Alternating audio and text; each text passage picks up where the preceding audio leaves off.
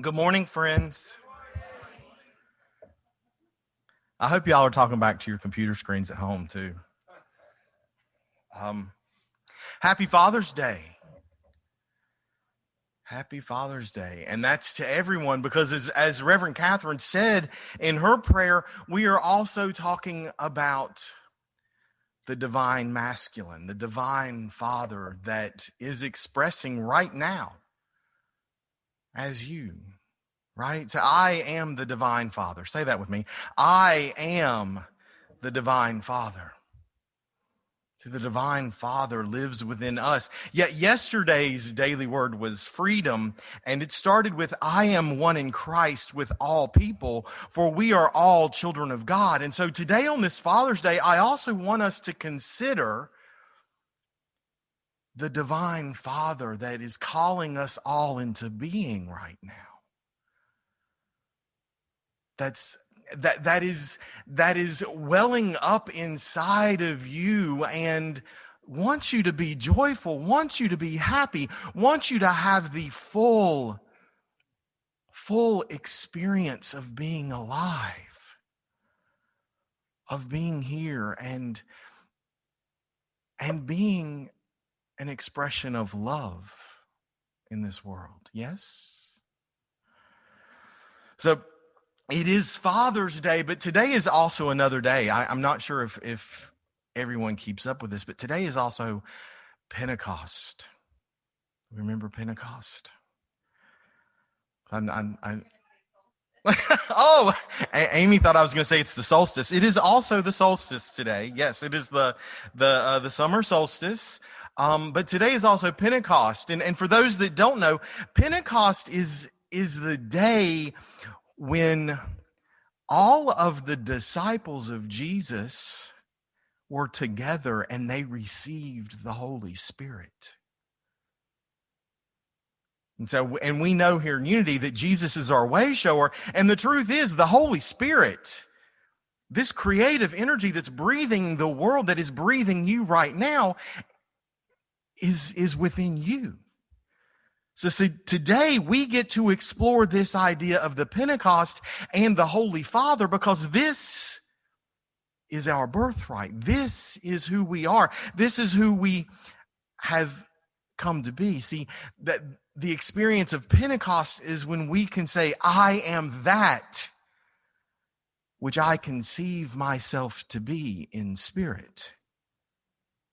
I am that which I conceive myself to be in spirit.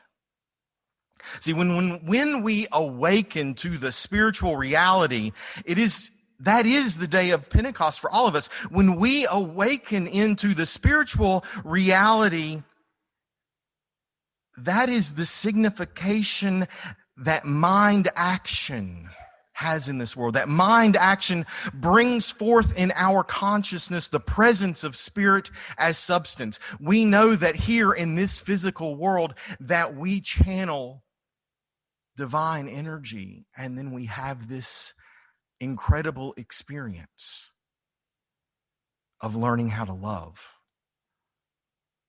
of learning how to be love.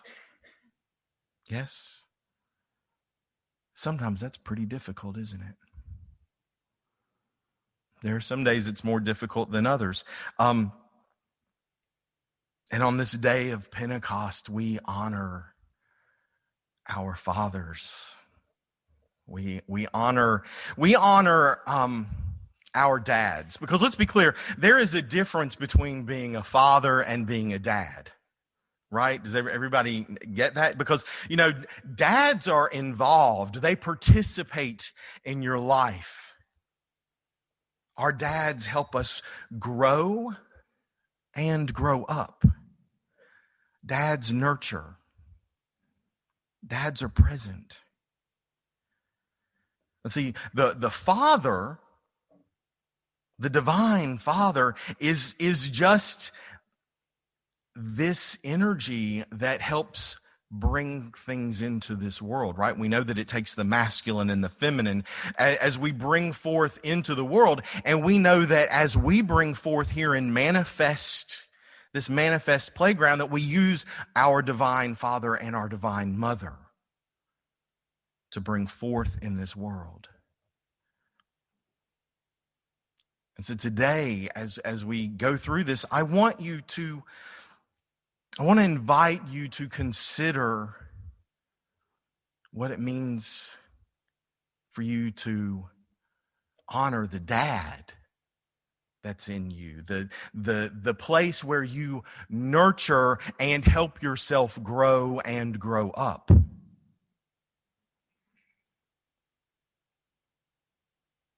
Seriously, this is powerful stuff when you think about it. And I've had to do a lot of reflection on this because the truth is I had an amazing dad, and I have no idea who my biological father is because I was adopted.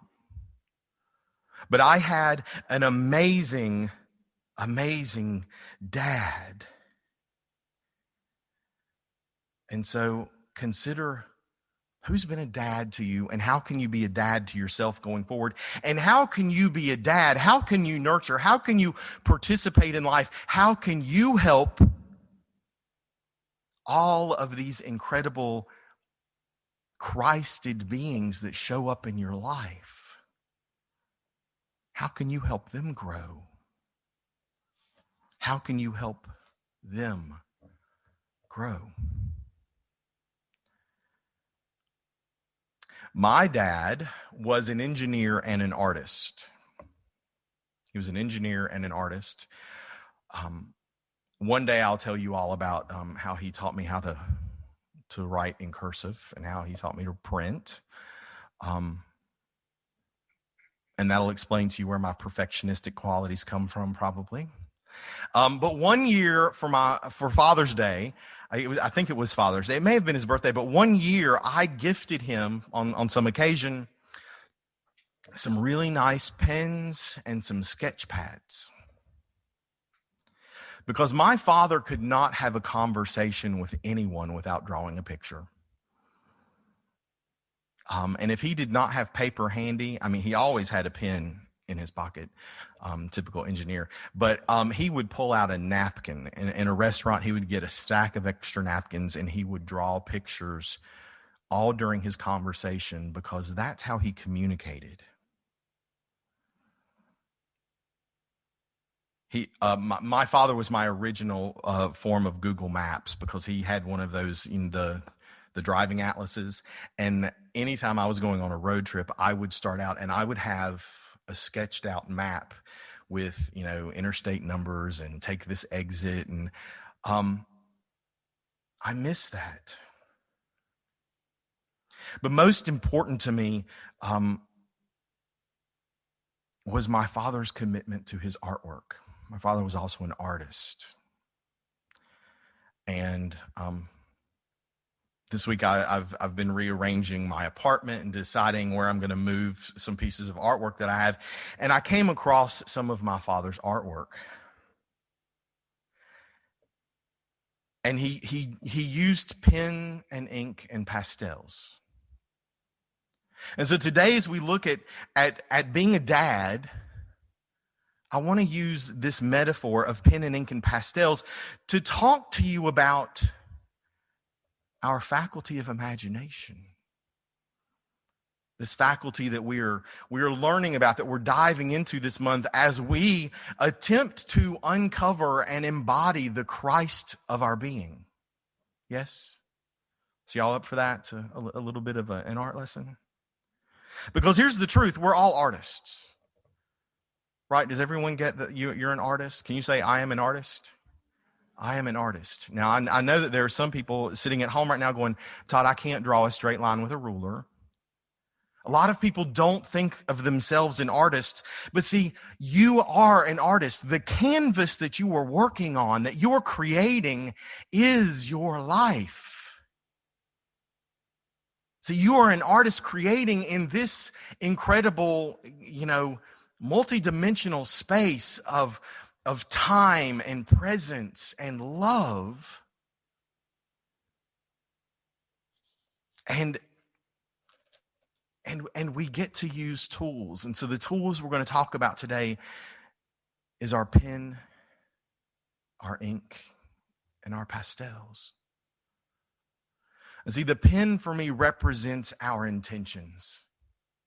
We have got to be clear on our intentions. What is it that we want to create in this world? My dad's intention in creation was always to communicate beauty and to communicate the soulfulness of animals. He always wanted to show this beauty, to help people connect with animals that's likely that we would never see in person in the wild. So what is the intention that you want to create on your canvas?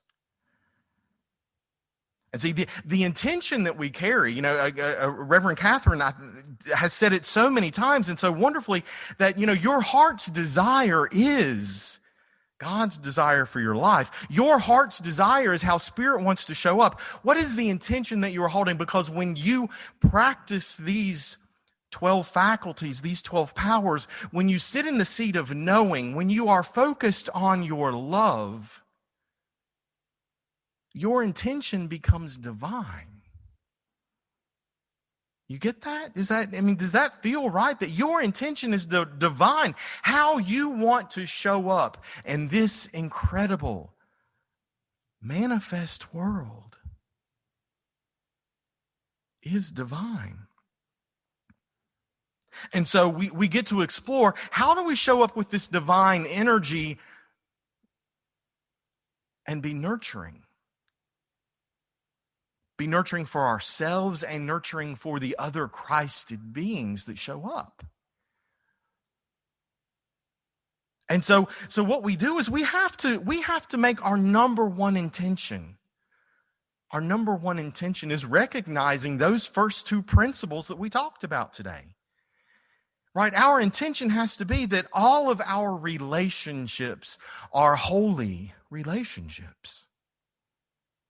Every relationship we have is sacred.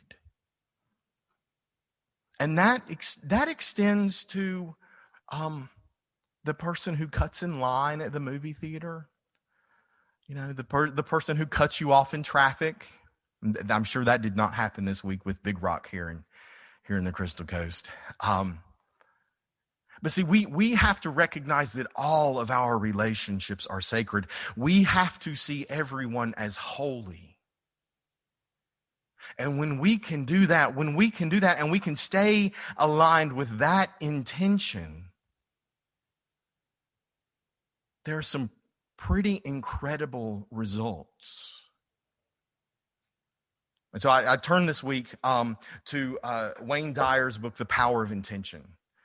If you haven't read this in a while, I invite you to revisit it. It's really incredible. And so when we stay aligned with this intention, with this creative energy that is breathing us now, there are things that we actually do that impact all of the other Christed beings in the world. All of the other Christed beings in our presence. See, when we stay aligned with intention, with how we want to be in this world, how we want to show up, what we want to experience, we instill calmness. Have you ever noticed that in your own life when you truly feel like you are on purpose, that the people around us are at peace? The people around us feel safe. Yes? When we're in that intention, when we stay centered in love, and when we stay centered in receptivity, right? Because it's not just enough to show up and honor people as the Christ. We have to be willing to receive their love and give them love back. Or we get to receive whatever other thing they're sending our way and we turn it into love. Yes? When we stay centered in our intention, we leave people feeling energized. Can you think of a time when you have been in the presence of someone amazing who you knew was in intention? And when you left their presence, you had all kinds of energy. You felt awake. You had greater confidence in yourself, greater confidence in your path. You had determination. You felt inspired. See, the dad in you gets to do that for other people. That divine Father gets to show up and nurture people, to inspire them. See, when we inspire people, when we're in our intention and we're inspiring people, they feel better about themselves. Now, when we feel better about ourselves, when I'm going to be honest with you all. When I feel better about myself, it's less likely that I act out in some of my less evolved behaviors. Right? Does anybody else have that experience? When you feel better about yourself, you don't act out. You don't yell at the people you love. You certainly don't, give people that cut you off the one finger salute, right? Because we stayed centered in love. We're in touch with our intention because they're in touch with their intention. And when we feel better about ourselves, I have noticed that when I feel better about myself, I tend to want to listen more and talk less, especially about myself. See, when we feel better about ourselves, we're less inclined to talk about ourselves because we're less ego-dominated. We're not trying to prove our worth. We are staying present and open to receive. We're listening, right? And we take a greater interest in other people because we know the truth of who they are. I know the truth of who you are, and I want you to experience that. So I'm going to create space where you can know your own divinity when we stay in intention. And when we stay in intention, other people feel unified. We feel unified. See, there is this incredible connection that each one of us has. We are connected to one another, whether we are in this physical sanctuary or whether we're in the Zoom sanctuary or people that are listening online on Facebook or people that might watch the video of this service 2 months from now. We are all connected. We are connected in our humanity. We are connected in nature. We are connected in intention. Because the truest intention is to know ourselves as one. Right? See, that's what the Christ presence in us, showing up as us, wants. It wants to know the full humanity as you and know itself as one with all of creation. And this leads us to hold on to a sense of purpose. To hold on to a sense of purpose where we know and we experience love and acceptance and kindness. Where we know an absence of ego-based judgment, but we sit in right judgment. And right judgment is where we look around us and we say, oh, that's the Christ. That's the Christ. That is the Christ. And we stay there and we truly get to embody optimism and understanding. We get to be the creative energy expressing in the world. And we get to revisit and come back to our forgiveness over and over so that we can keep showing up, keep holding this intention, that we can keep sharing our reverence for spirit, our reverence for this divine energy. And And then finally, this commitment to intention. It allows others to trust in authentic connection. It allows others to trust in authentic connection.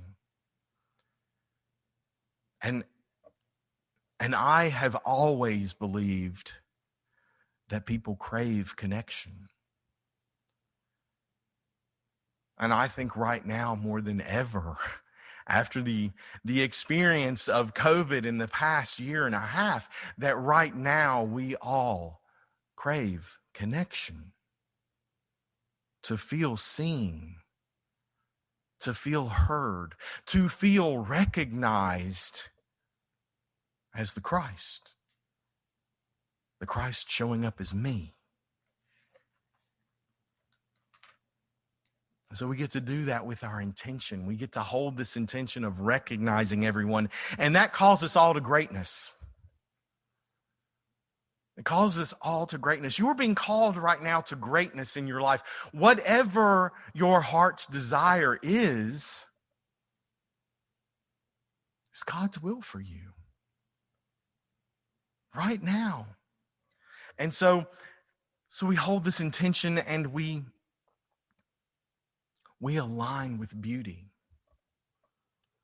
See, we align with beauty because we are artists. And we all want to have a beautiful life, yes? We all want to see the beauty. We want everyone to feel beautiful.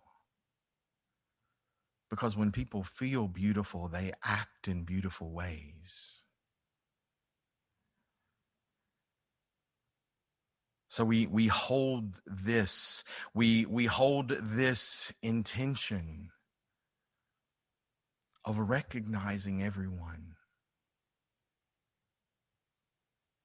We hold this intention. This is our pen in our creation. Our intention of recognizing that all of our relationships are divine, because everything in creation is divine. And when you hold that intention, when you hold that truth, the question you get to ask is, what would the dad in me do right now? It's another way of asking, what is the path of love right now? What is the path of love right now? See, the intention is so important when we move past those first two principles of unity and we move into the third and we talk about our thoughts and our feelings. We have to know what our intention is. We have to know what we are creating. Because once we have our pen, we dip our pen into the ink. And see, I think our ink is our thoughts. And we've talked a lot this year about our thoughts. Getting clear on what are the thoughts, the ideas, the beliefs that you are holding in this amazing creative world. What are the thoughts that you are holding? Are there thoughts that you need to give up? Are there things that are not serving you?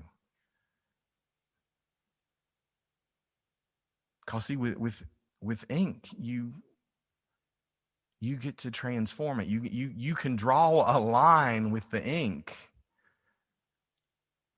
and then you can change it. You can change your thoughts.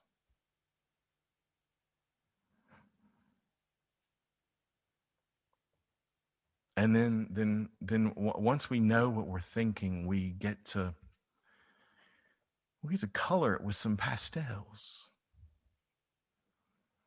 See, to me, the pastels are our feelings, because we know it is our thinking and feeling natures working together, right? Thinking is the divine masculine, the divine father, and the feeling nature, that is our divine feminine, that is the divine mother in us, that are coming together to create our experience. So how do you want to color your experience? What do you want to feel? See, you have to align. I need this for a second. You have to align with your intention and your thinking and your feeling nature. I'm going to show you guys a picture real quick. Susie, can you change this up to Zoom too?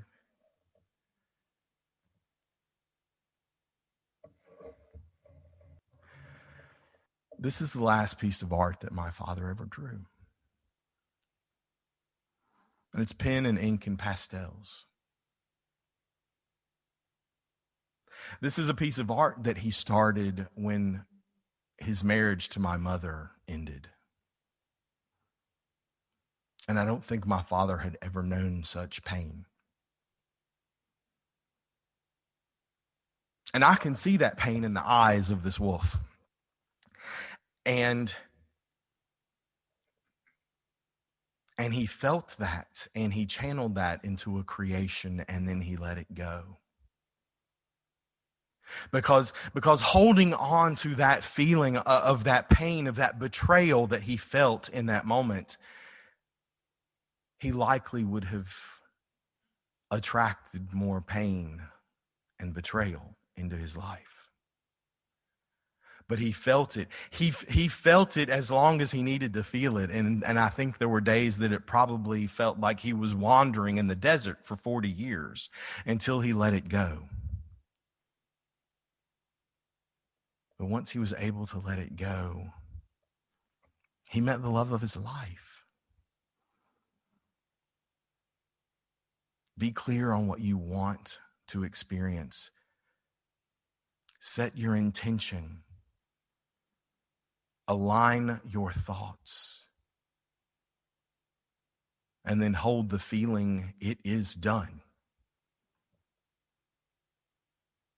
So that's the key, is you have to hold the feeling as if it is already done. Yes? So it is.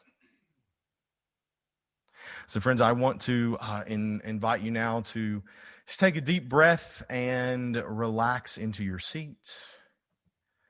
And we're going to start with a piece of music and then move into a meditation. So just take a deep breath.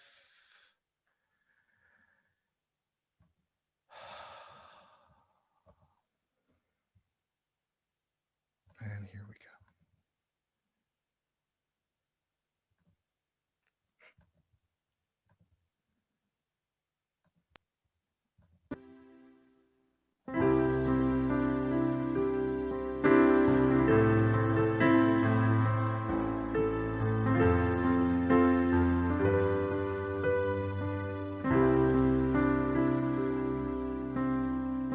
Our thoughts are prayers, and we are always praying.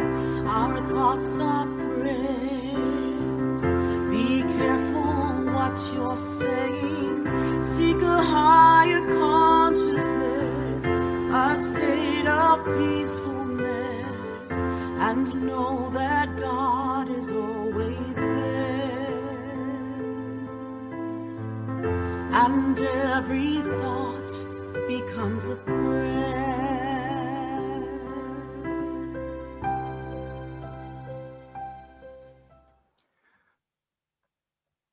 So with a deep breath, I invite you to relax into your seat. There's nowhere you need to be. There is nothing you need to do in this moment.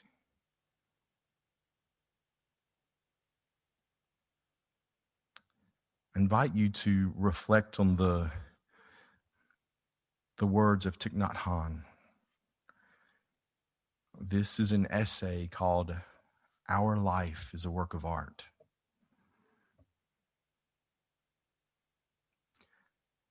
After a retreat in Southern California, an artist asked me, "What is the way to look at a flower so that I can make the most of it for my art?" I said, if you look in that way, you cannot be in touch with the flower. Abandon all your projects so you can be with the flower with no intention of exploiting it or getting something from it. The same artist told me, when I am with a friend, I want to profit from him or her. Of course, we can profit from a friend, but a friend is more than a source of profit. Just to be with a friend without thinking to ask for his or her support, help, or advice is an art. It has become a kind of habit to look at things with the intention of getting something.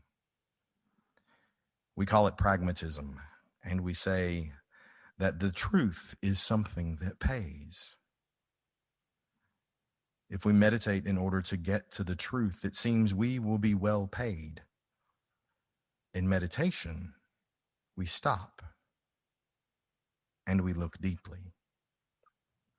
We stop just to be there, to be with ourselves and with the world. When we are capable of stopping, we begin to see, and if we see, we understand. Peace and happiness are the fruit of this process.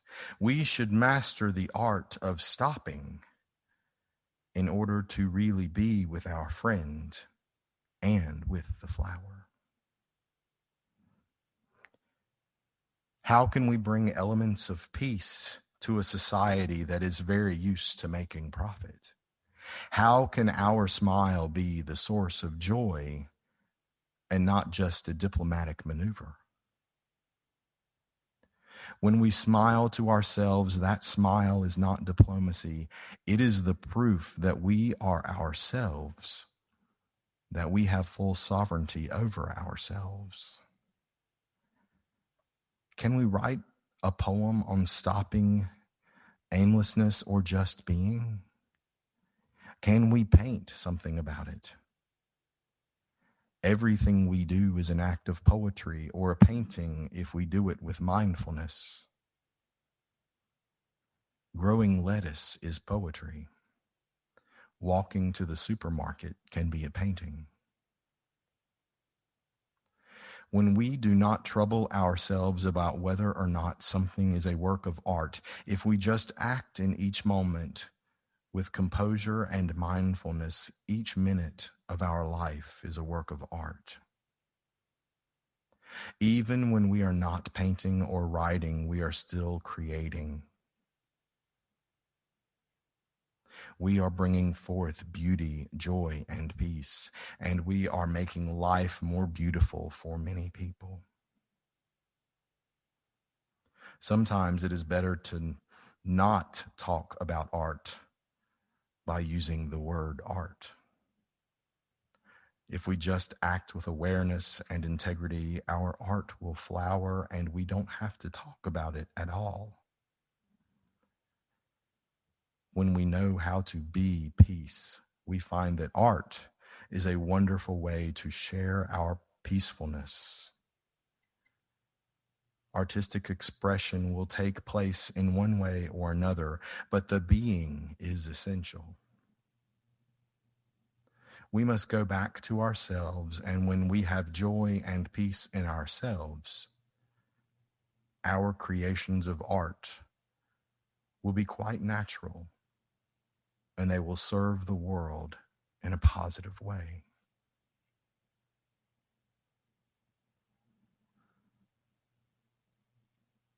We will serve the world in a positive way. So now, just for a moment, I invite you with a deep breath to simply stop. Just stop and pause for a moment in the silence on this incredible canvas that is your life, in the silence.